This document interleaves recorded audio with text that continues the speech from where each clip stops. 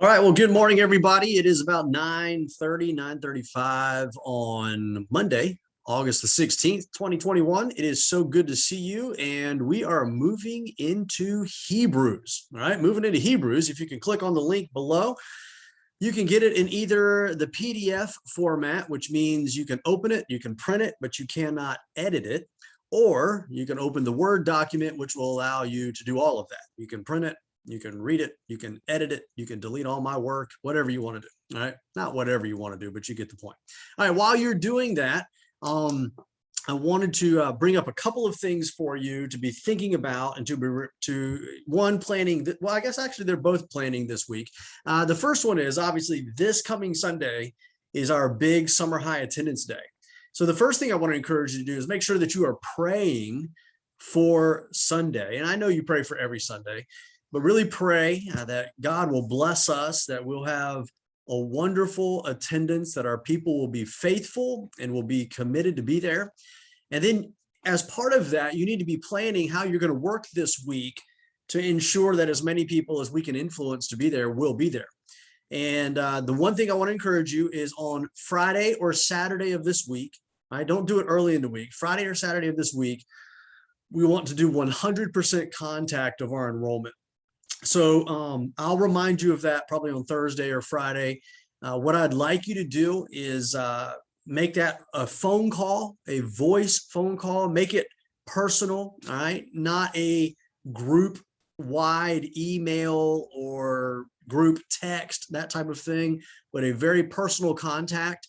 And then I'd like you, if you would, to text me when you have completed that. Now, what I'll do is I'll send you a group text reminder on that on Friday through the texting service that I use. So you can just reply to that and I get all those as well as my personal cell number, but they'll all be in the same place. So you need to be planning for that.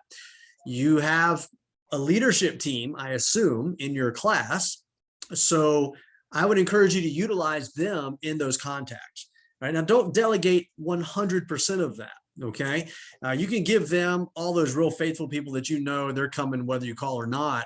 And if I were you, I would reserve the handful of names that you know probably need to hear your voice to be reminded to be there, and you make those calls yourself. Okay, so that's number one. Number two, I challenged you in our meeting a couple of weeks ago about climbing that mountain. All right, doing the common work of Sunday school in an uncommon way, challenging us to grow our Sunday school and to double the amount of classes that we have in the next calendar year. I've got a couple of times available this week. I would love to sit down with two teaching teams, you and your co-teacher, this week. I'd like to talk to two of you. So if you would, let me know. You can email me, you can call me, you can text me, and let's get something lined up. I'd like to sit down with two teachers. I've already sat down with one, two, three sets of teachers. All right. So we've got about 14 more to go. And even if you don't have any plans, maybe you're sitting there and you're scratching your head and you're like, I don't even know what Jeff's talking about.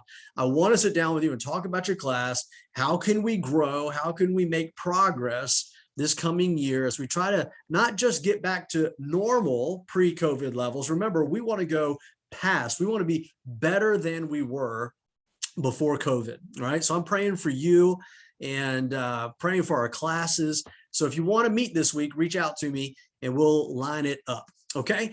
All right. Now let's look at Hebrews chapter 1. Wow. Hebrews is one of the best books in the Bible. Now you can say that about all of them. I understand that. But Hebrews is great. All right. Hebrews is just so much there.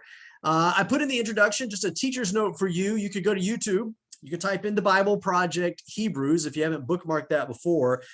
It will give you a great overview of the book of Hebrews. That's so important in the book of Hebrews because Hebrews has some controversial passages, all right, that we will get to as we work our way through Hebrews. And those passages are best understood and best interpreted within the context of the book of Hebrews, and of course, the entire book of the Bible. So it would be good for you to watch that. You might want to watch it several times over the next several weeks as you teach, but that's the Bible Project Hebrews. I put that on your outline here. Obviously, you won't be able to show that in your class, but if you want to look at it, that really might help. You might want to share that link with your class members. That might help them get ahead as well. I love this activity. We've done this several times, but when you are introducing a new book of the Bible, it's a great opportunity for some group participation. Divide the class into groups, give them, either have them bring, you could encourage them to bring, or you could bring some study Bibles and some resources. Have them spend 3 to 5 minutes working on the big picture summary of the book of Hebrews. Who wrote it? Which is a mystery. The Bible doesn't tell us who wrote it. But why did they write it? When did they write it? What were the circumstances? Try to have them identify the central purpose and the verses, maybe the key verses of the book, all right? And just have some discussion that gives them a working knowledge of the book of Hebrews, but it also gets them involved, all right? And that's what we're trying to do. We want them to be engaged every single week. And then here's the transition into the outline. That one of the great themes of Hebrews is Jesus is better. Jesus is better. And boy, chapter 1 is so rich in making that point. Now, you don't need a whole lot of commentary from me on this. Point number 1, Jesus Christ outspeaks, or you might even want to rewrite that. Jesus is better than the prophets. He's better than the prophets. And boy, what point 1 is just rich. All right. I'm not going to read that for you. You can read it, but man, it's rich. Point number 2, Jesus is better than the angels, right? He outranks the angels. Great discussion there.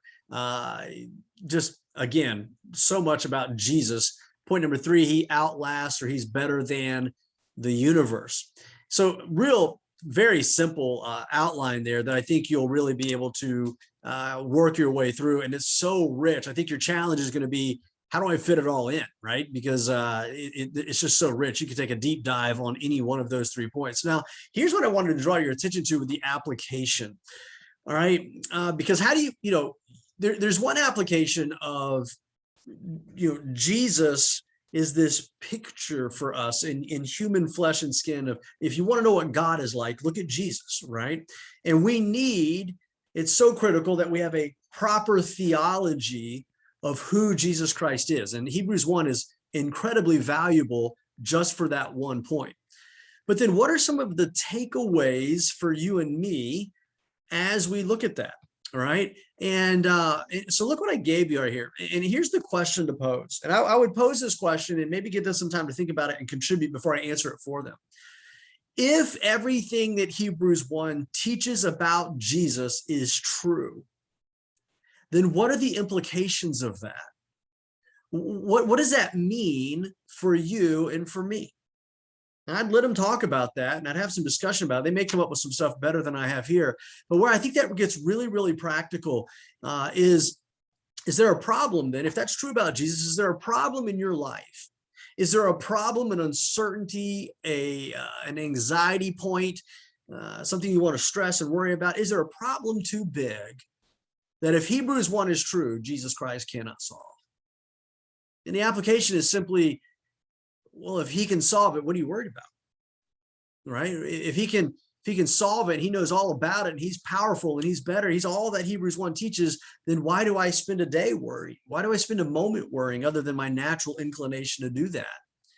Is there a burden too large that he can't carry? All right. In this life, rain shall fall, right? There's going to be difficult times in the world that we live. But yet Jesus says, hey, cast all your burdens on me. Man, what a beautiful promise. Is there a sinner so sinful that Jesus can't save them? All right, boy, that's a big one, right?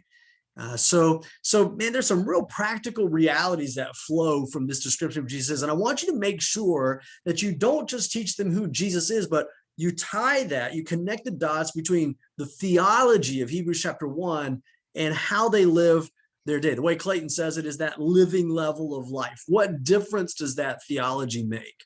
And man, there's a lot there. I hope that this week's going to be a great week. And I'm going to give you some more stuff when I send our announcements preparation video on Wednesday to be thinking about. But I hope you're working at making this weekend, Sunday specifically, a special day for your class. I'm going to pray for it every day. I'm praying for you. I hope you'll be praying for us. And man, we're just looking for a great, great day. My prayer is that we could get over 1,000 for the first time. All right. We've been right at it. We hit 967, I think, a couple of weeks ago. Man, I would love for us to blow the top off 1,000 again. Wouldn't that be wonderful? We'll celebrate together after we see what happens this coming Sunday. I'll be here all week. Remember, if you want to meet with me this week about your class, I got at least 2 slots open, maybe working a third. It's going to be a busy week as we start teaching Bible at the school, stuff like that. But I want to sit down with you. I want to see us climb that mountain, start a bunch of new classes, and get this Sunday school back better than it was before COVID hit. And I want you to do that with me. So if you got some time this week, let me know. I'd love to sit down with you. We can brainstorm and get together a real tangible plan to help you grow. All right. God bless you. Have a great week. Thank you so much for serving. If there's anything I can do for you, you know where I'm at. Come see me, text me, email me, call me, whatever. I'll do whatever I can to be there for you. And looking forward to a great week. All right. God bless you. Take care. See you soon.